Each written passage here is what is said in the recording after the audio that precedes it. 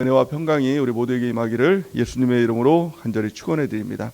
오늘 말씀은 로마서 6장 15절에서 23절 말씀을 근거로 내 주인은 누구인가 라는 제목으로 하나님 말씀 증거하겠습니다. 완전한 복음 로마서 강의 16번째 시간입니다. 오늘 말씀의 핵심 구절은 22절 말씀입니다. 이 22절 말씀의 핵심은 영생에 대한 말씀입니다. 어떻게 하면 우리가 영생을 받을 수 있을까? 어떻게 하면 우리가 천국에 들어갈 수 있나? 세 가지로 그 단계를 명확하게 말씀하고 있습니다. 우리 22절 말씀을 같이 한번 읽어보겠습니다. 시작.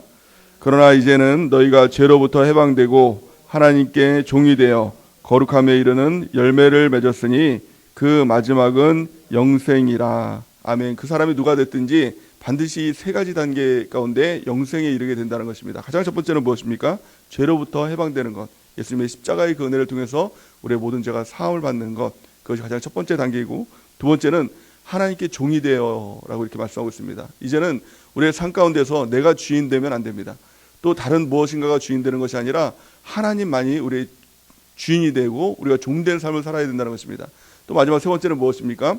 거룩함에 이르는 열매를 맺는 삶을 살아갈 때 그 마지막에 끝이 영생이니라 이렇게 말씀하고 있죠. 많은 사람들은 예수님의 십자가를 믿고 또 예수님만 믿으면 또 무조건 천국이다 이렇게 생각해서 십자가를 통해서 또 구원의 이제 그런 체험도 하고 또 예수님을 믿고 어떤 성령 체험도 하고 그러면 이제 나는 이제 끝은 영생이다라고 생각하고 그 삶 가운데서는 여전히 내가 주인된 삶을 살아갑니다. 그 사람이 구원을 이룰 수 있을까요? 그 사람이 영생에 이룰 수 있을까요? 성경은 아니라는 것이죠.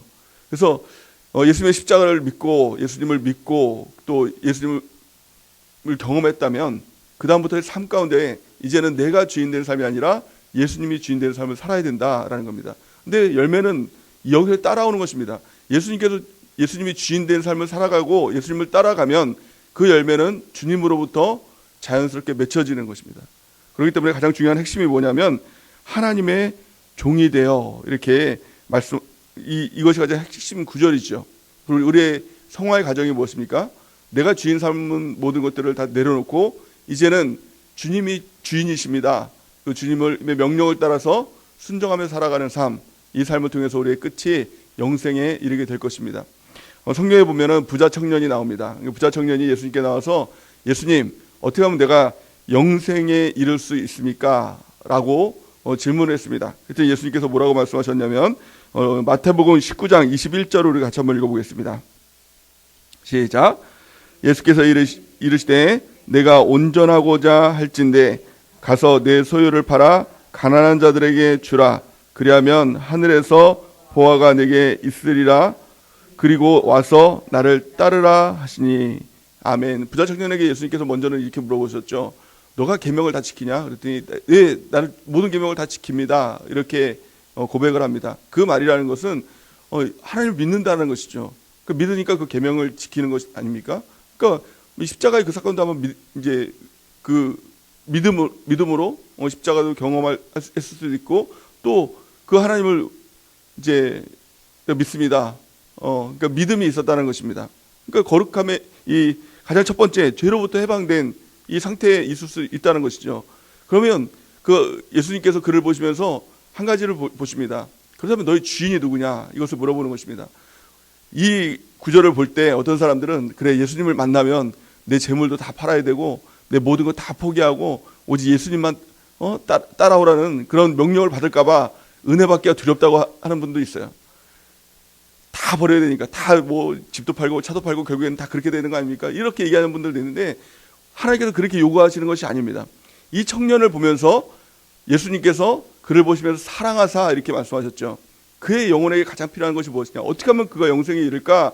봤더니 그의 주인이 재물인 겁니다. 그때 그 재물을 굴복시키지 않으면 하나님이 주인 되지 않으면 너가 영생에 이를 수 없어 라고 말씀하고 있는 것입니다. 우리를 향해서도 마찬가지죠. 우리가 영생에 이르기 위해서 죄로부터 해방됐습니다. 십자가를 믿음을 통해서 예수님을 믿음을 통해서 죄로부터 해방되었습니다. 이제 중요한 것이 무엇입니까? 나의 주인이 누구인가? 우리 하나님은 늘 우리에게 질문하시는 것입니다. 너의 주인이 누구냐? 오늘 이 새벽에도 아마 우리 가운데 이렇게 요청할 수 있습니다. 너 주인이 누구냐라고 요청할 수 있다는 것입니다.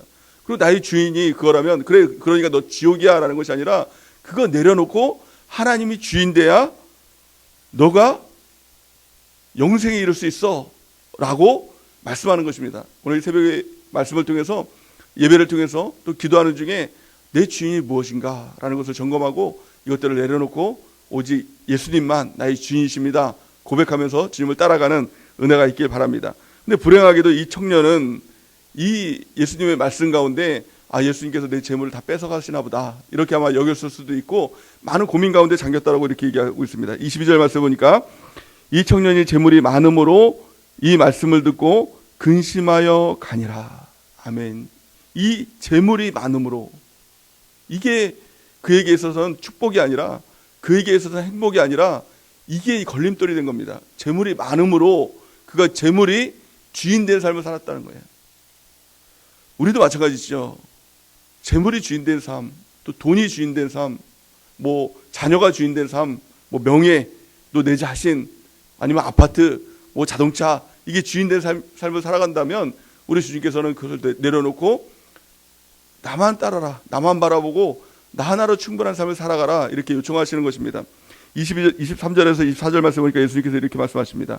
예수께서 제자들에게 이르시되 내가 진실로 너희에게 이르노니 부자는 천국에 들어가기 어려우니라. 다시 너희에게 말하노니 낙타가 바늘귀로 들어가는 것이 부자가 하나님의 나라에 들어가는 것보다 쉬우니라 하시니. 아멘. 이렇게 말씀하시죠. 이 말씀을 들으면서 제 아들이 그러면 천국에 들어갈 사람이 누가 있겠습니까? 다 내가 주인된 뭔가를 다 가지고 있지 않습니까? 라고 이렇게 질문합니다. 그때 예수님께서 마태복음 19장 23절 26절 말씀 이렇게 말씀하십니다. 우리 같이 한번 읽어볼까요? 시작. 예수께서 그들을 보시며 이르시되 사람으로는 할 수 없으나 하나님으로는 다 하실 수 있느니라. 아멘. 영생에 이르는 건 사람은 할 수 없다는 겁니다. 내 노력으로는, 내가 무엇인가 애써서는 이룰 수가 없다는 것입니다.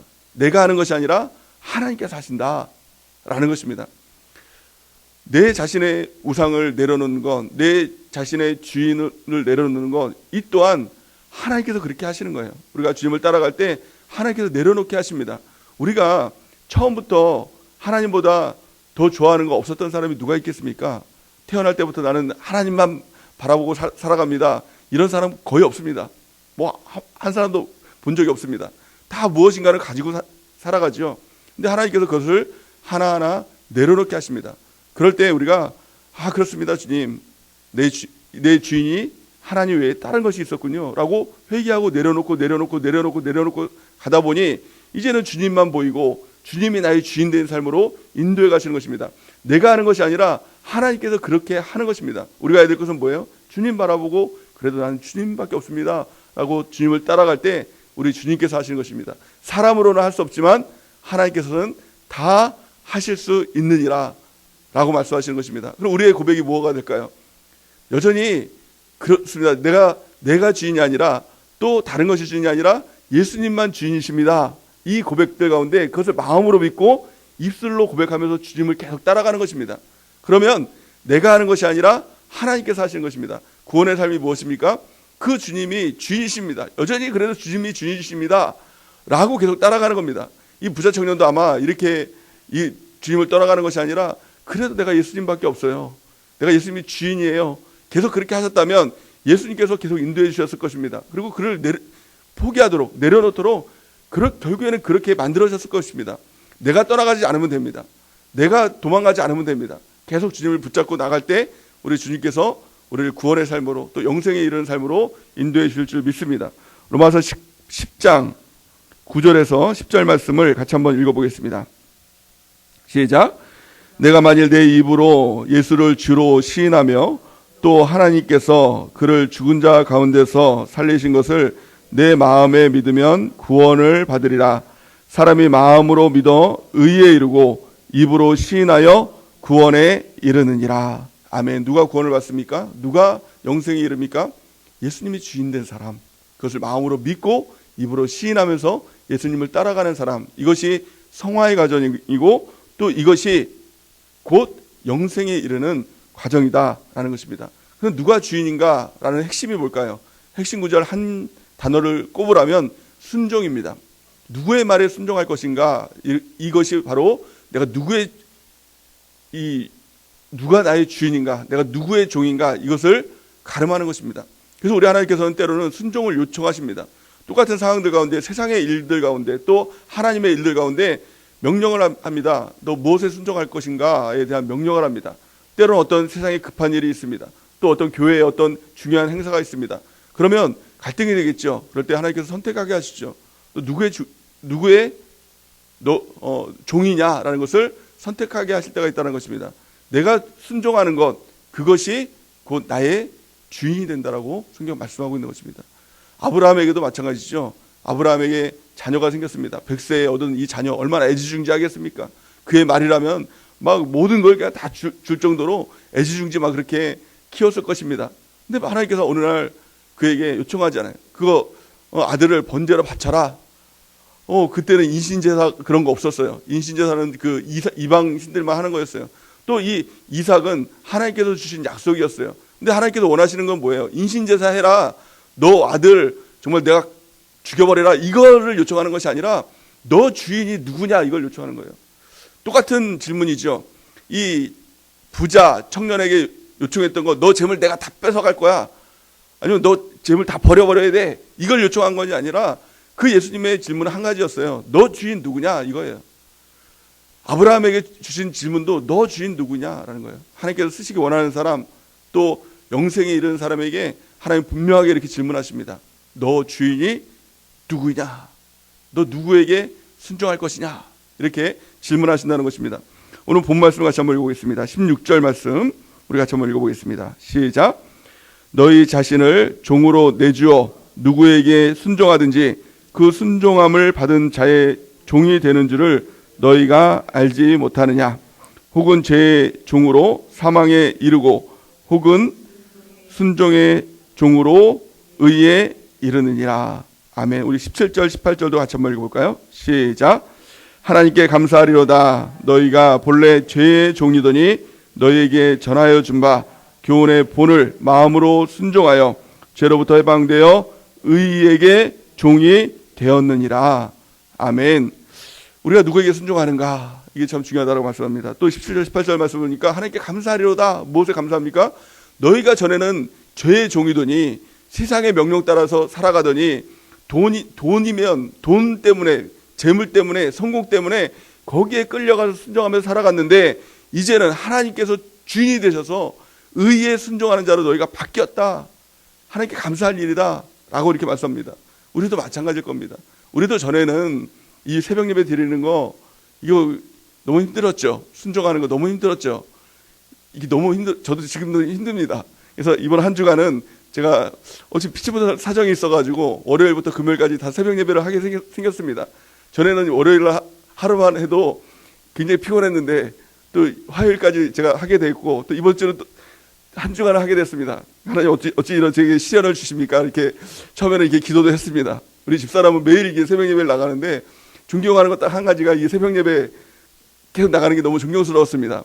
근데 이 기간 가운데 이런 생각이 듭니다. 아, 내가 내 자신이, 내 육체가 주인된 삶을 살아가지 않았나. 그래서 한 주간을 살아가면서 너 주인이 누구냐 이걸 좀 하나님께서 물어보시는 것 같아요. 지금 이제 현타가 와가지고 지금 굉장히 피곤하면서 정신이 좀 몽롱하면서 가끔 이렇게 하루를 살아가다 보면 가끔 이렇게 그 무아지경에 빠질 때가 가끔 있는데 새벽 예배를 드리면서 이 기간을 통해서 아, 내 주인은 그래도 예수님이십니다. 내 육체도 내려놓고 내가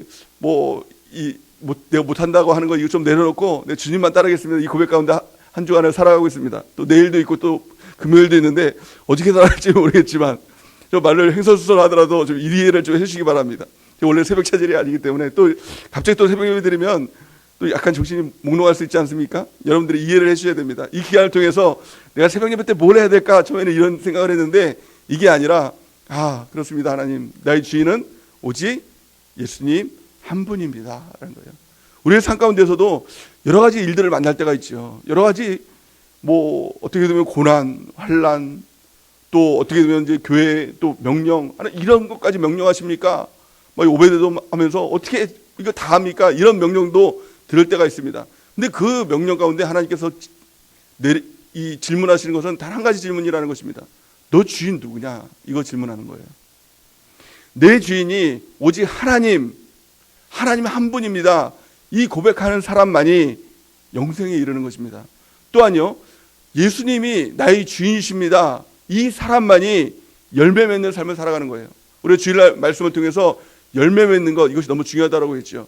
열매 맺는 삶을 통해서 우리가 천국 백성에 이르게 된다라는 말씀을 담임 목사님께서 계속 하고 계시죠. 열매가 무엇입니까? 내 자신, 예수님 때문에 바뀌어진 내 자신이 열매이고, 나를 통해서 바뀌어진 또 다른 누군가의 삶이 열매다라고 이렇게 말씀하고 있습니다. 열매가 어떻게 생겨납니까? 어떻게 내가 변화됩니까? 어떻게 내가 변화되죠?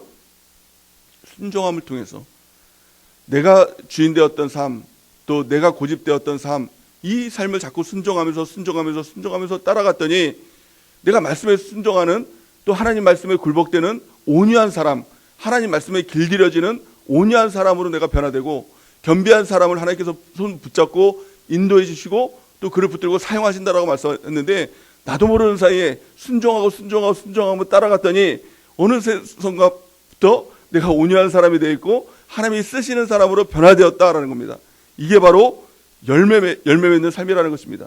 거룩함에 이르는 열매를 맺는 것, 이것은 내가 거룩해져야지, 내가 뭐 새로워져야지, 뭐 내가 결단하고, 그거 안 되는 거 아시지 않습니까? 그거 안 돼요. 작심 삼일이라는 말 지금 딱 맞습니다. 내가 무엇인가 결단하고 하는 거, 이거 안 됩니다. 그런데 순종하면서 주님을 따라가면서 교회 명령 가운데 순종하고, 하나님의 명령 가운데 순종하고, 하지 말라는 걸 하지 않고 하라는 것 하고, 이렇게 자꾸 순종하며 나갔더니 결국에는 나도 모르게 열매 맺는 삶으로 내가 변화되었다는 것입니다. 이것이 우리의 간증 아닙니까? 여러분들, 무엇인가 이 나무를 심어놓고 열매 맺는 것도 마찬가지입니다. 이 나무에 열매를 맺을 때 빨리 열매 맺어야지 그러면서 이 순도 안 났는데 이걸 막 잡아 뽑으면서 이걸 빨리 열매 맺어라, 네가 물 많이 주고 그러면 썩어 죽지요. 햇볕 많이 쬐면은 열매 빨리 맺으라고 햇볕 많이 쬐면 어떻습니까? 말라 죽지요. 그러니까 급한 게 아닙니다. 나도 모르는 사이에 물 주고 햇빛 주고 물 주고 햇빛 주고 그렇게 했더니 나도 모르는 사이에 조금씩 자라나서, 이게 어느 세상가 보니까 나무가 되어 있는데, 어느 세상가 보니까 열매를 맺어야 되는데, 이렇게 우리가 변화되고, 이것이 바로 우리 주님께서 우리를 통해서 맺는 열매의 삶이라는 것입니다. 우리가 해야 될 것은 뭐예요? 주님 따라가는 겁니다. 주님이 하라고 하면 하고, 하지 말라고 그러면 하지 않고, 그리고 고집 부리지 말라면 고집 부리지 않고, 열심 부리라고 하면 열심 부리고, 이렇게 한 걸음 말씀에 따라 순종하며 나갈 때, 나도 모르는 사이에 내가 변화된 내 자신을 발견하게 되고, 또 나도 모르는 사이에 나를 통해서 변화된 내 자녀들, 나를 통해서 변화된 또 다른 영혼들, 세론들을 발견하게 되는 것입니다. 이것이 바로 열매 맺는 삶을 사는 것입니다. 우리가 해야 될 것은 뭐예요? 주님께 붙어 있으면 돼요. 교회에 붙어 있으면 돼요. 그러면 우리를 통해서 열매 맺는 놀라운 역사들이 나타나게 될 줄을 믿습니다. 요한복음 15장 5절 말씀을 같이 한번 읽어보겠습니다. 시작. 나는 포도나무여 너희는 가지라. 그가 내 안에 내가 그 안에 거하면 사람이 열매를 많이 맺나니 나를 떠나서는 너희가 아무것도 할 수 없음이니라. 아멘. 혼자서 열매 맺는 사람은 없습니다. 우리가 주님께 붙어 있으면 포도나무이신 주님을 통해서 가진 우리 가운데 열매 맺는 삶으로 인도해 주신 것입니다. 주님께 붙어 있는 것이 무엇입니까? 주님의 영인 성령 하나님 의지하는 것. 성령 하나님, 주님이 필요합니다. 내 이름으로 할 수 없지만 성령 하나님 함께 하시면 할 수 있습니다. 늘 성령께 기도하고 성령 하나님을 의지하는 것, 이것이 첫 번째입니다. 두 번째가 무엇입니까? 예수 그리스도의 말씀된 성경에 붙어 있는 것입니다. 성경이 맞으면 맞고 성경이 틀리면 틀립니다. 성경을 붙들고 살아가는 것, 이것이 붙어 있는 것이죠. 마지막 세 번째는 무엇이죠? 예수님의 몸된 교회에 붙어 있는 것. 교회를 통해서 우리 주님께서 우리가 내 열매 맺는 삶으로 인도해 주실 줄 믿습니다. 우리 본 말씀 19절에서 21절 말씀 같이 한번 읽어보겠습니다. 시작. 너희 육신이 연약함으로 내가 사람의 예대로 말하노니 전에 너희가 너희 지체를 부정과 불법에 내주어 불법에 이른 것 같이 이제는 너희 지체를 의에게 종으로 내주어 거룩함에 이르라. 너희가 죄의 종이 되었을 때에는 의에 대하여 자유로웠느니라. 너희가 그때에 무슨 열매를 맺었느냐? 이제는 너희가 그 일에 부끄러워하나니 이는 그 마지막이 사망이니라. 임이라. 아멘. 엄밀하게 말하면 열매 없는 사람은 없다라는 것입니다. 세상 사람도 열매를 맺습니다. 근데 그 열매가 무엇입니까? 세상의 열매, 죄의 열매, 마귀의 열매, 그런 것들이 세상 사람들이 맺는 그 열매라는 것입니다. 그래서 이 갈라디아서 5장 22절에서 23절 말씀을 보면 그 성령의 열매에 대해서 말씀하고 있는데 그 전에 보면 육체의 열매에 대해서도 말씀하고 있습니다. 시기, 질투, 미움, 다툼, 분열, 이런 것들이 나타나는 거. 이게 바로 육체의 열매죠. 그렇다면 성령의 열매는 무엇입니까? 사랑과 희락과 화평과 오래 참음과 온유와 또 인내, 절제, 이런 것들이 양선, 이런 것들이 바로 성령의 열매 아닙니까? 우리가 주님께 붙어 있으면 주님으로부터 주시는 성령의 열매를 맺게 되는 것입니다. 또 세상 가운데 세상에 이 순종하면서 따라가면 세상의 열매를 맺게 되는 것입니다. 그 끝이 무엇입니까? 그 마지막이 사망인 것입니다. 그러니까 지옥 백성과 천국 백성은 명확하게 갈리는 것입니다. 그 열매가 무엇이냐? 육체 열매를 맺었냐? 그러면 그 끝은 사망이다, 지옥이다. 성령의 열매를 맺고 있냐? 그렇다면 그 끝은 영생이다, 천국이다 라고 말씀하고 있는 것입니다. 그렇기 때문에 우리가 예수님께 붙어 있는 것 한 가지면 됩니다. 나는 예수님이면 충분합니다. 예수님이 주인 된 삶이 뭐예요? 예수님 한 분으로 충분한 거예요. 또 세상이 주인 된 게 뭐예요? 예수님도 있어야 되지만 그것도 꼭 있어야 되는 거예요. 그래서 결정적인 순간에 뭐예요? 이 부자 청년과 같이 예수님도 필요합니다. 영생에 대한 갈구도 있지만 재물도 있어야 돼요. 그렇다면 결국엔 뭐예요? 선택하게 되는 건 재물이라는 겁니다. 그렇기 때문에 우리가 예수님 한 분으로 충분합니다. 이 고백 가운데 오늘 새벽 또 오늘 한 날 승리하는 은혜가 있길 바랍니다. 예수님으로 충분한 사람은요, 두려움이 없어요. 그 어떤 일 가운데 걱정이 없어요. 염려가 없어요. 돈이 좀 없어도 예수님 한 분이면 충분하다면서요. 만족한다면서요. 그러면 됩니다. 그러면 사실은 예수님으로 충분하면 돈을 잃어버릴 것 같지만 잃어버리지 않습니다. 관계 이런 게 잃어버릴 것 같지만 잃어버리는 것이 아니라 사실은 예수님 한 분으로 충분하면 이것들은 예수님께서 더해 주시는 것이다. 이것을 경험하는 것, 이것이 그리스도인의 능력입니다. 또 그리스도인의 능력이 뭐예요? 그거 없어도 돼요. 이게 능력이에요. 이게 얼마나 강력한 능력인지 몰라요. 그러면 돈을 자꾸 쫓아가고 돈 꼭 있어야 돼요. 그러면 돈이 자꾸 도망가거든요. 자꾸 없어지거든요. 그러니까 그거 쫓아서 막 살아갑니다. 그래서 막 영혼도 팔아먹고 신앙도 팔아먹고 믿음도 팔아먹고 다 가면서 그거 쫓아갑니다. 근데 절대로 이게 안 잡혀요. 그게 참 묘미거든요. 묘미라고 하는 게 맞나요? 그게 참 이게 신비해요. 돈을 자꾸 잡으려고 쫓아가면 이게 안 잡히는 거예요. 근데 난 예수님으로 충분합니다. 돈이 있든 말든 가든 말든 그러면 돈이 막 쫓아와요.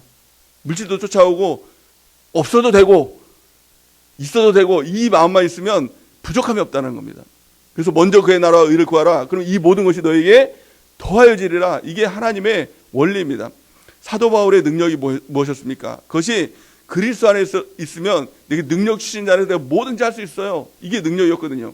오늘 성경 말씀 빌립보서 4장 11절에서 13절 말씀 같이 한번 읽어보겠습니다. 시작.